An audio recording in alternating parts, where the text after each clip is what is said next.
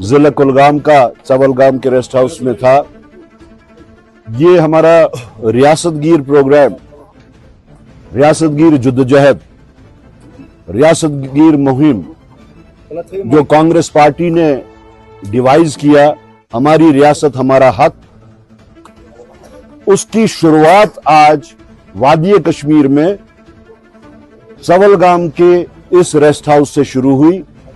ہم اس سے پہلے پورے جموں صوبہ میں تمام اضلاع میں گئے ہیں اور وہاں پہ لوگوں کو ہم نے ایجوکیٹ کیا، وہاں پہ ہر جگہ پہ اس چیز کو مانتے ہوئے سمجھتے ہوئے لوگوں میں ایک جاگرتی بھی آئی، ہمارے کارکن بھی اس کے ساتھ ساتھ چارج ہو گئے، اور یہ سلسلہ پوری جموں کے صوبہ میں ہونے کے بعد آج ہم اس کی شروعات کر رہے ہیں۔ ہماری ریاست ہمارا حق ہے۔ جی صاحب، جس طریقے سے آپ نے بتایا کہ سیکورٹی سنیریو کے حوالے سے آپ نے کافی سارے جو سوالات یہاں پہ کھڑے کر دیے ہیں، اس میں آپریشن سندور یا پہلگام اٹیک کے بارے میں۔ جی دیکھیے، جہاں تک پہلگام اٹیک کا معاملہ ہے، وہ تو سینٹرل گورنمنٹ نے خود سے مان لیا ہے، جو انہوں نے آل پارٹیز میٹنگ دہلی میں بلائی تھی، اینڈ دے ایڈمیٹڈ کہ that it was a failure, اور اس کے ساتھ ساتھ پھر ہم جو کہتے ہیں اس سے پہلے بھی فیلئر تھا،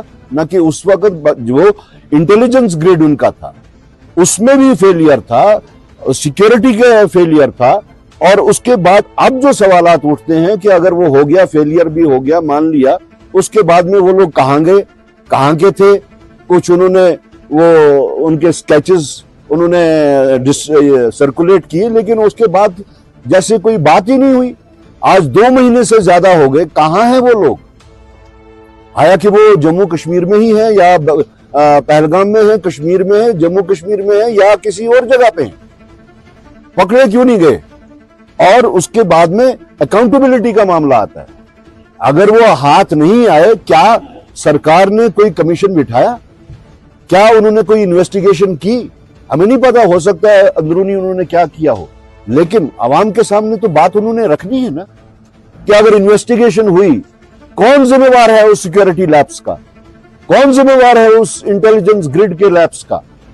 یہ سب چیزوں پہ پردہ ڈالنے کے لیے اب سرکار مختلف قسم کے اب فارن ٹور تقریباً 80-90 ملکوں میں مودی جی گئے، ہزاروں کروڑ روپیہ انہوں نے خرچ کیا اپنے پی آر کے اوپر، جفیاں مار مار کے۔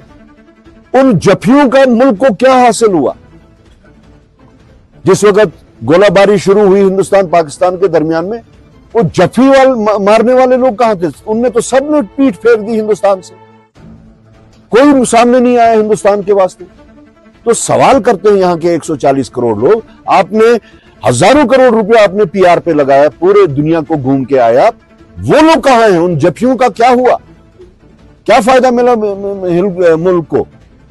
تو اس کے ساتھ ساتھ پھر ہمارے جو فارن منسٹر ہیں، ان کی بات پہ بھی اب سوال اٹھتے ہیں کہ ایسی کون سی، آج تک تو پوری دنیا میں ایسی جنگ نہیں ہم نے دیکھی کہ آپ اپنے مد مقابل کو پیغام بھیجو کہ ہم آپ کے اوپر حملہ نہیں کر رہے ہیں، ہم آپ کے ان ٹھکانوں پہ حملہ کر رہے ہیں جن ٹھکانوں پہ میں آتنکواد کو بڑھاوا مل رہا ہے۔ ایسی جنگ کہیں دیکھی ہے دنیا میں؟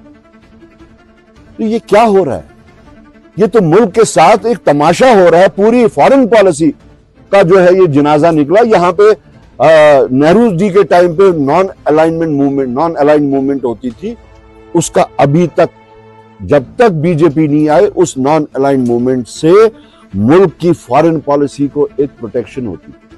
آج ارد گرد کے جتنے بھی ملک ہیں، کوئی ہندوستان کے ساتھ نہیں۔ کل تک جو چھوٹے ملک جو ہندوستان کو بڑا بھائی کہتے تھے، آج وہ آنکھیں دکھا رہے ہیں۔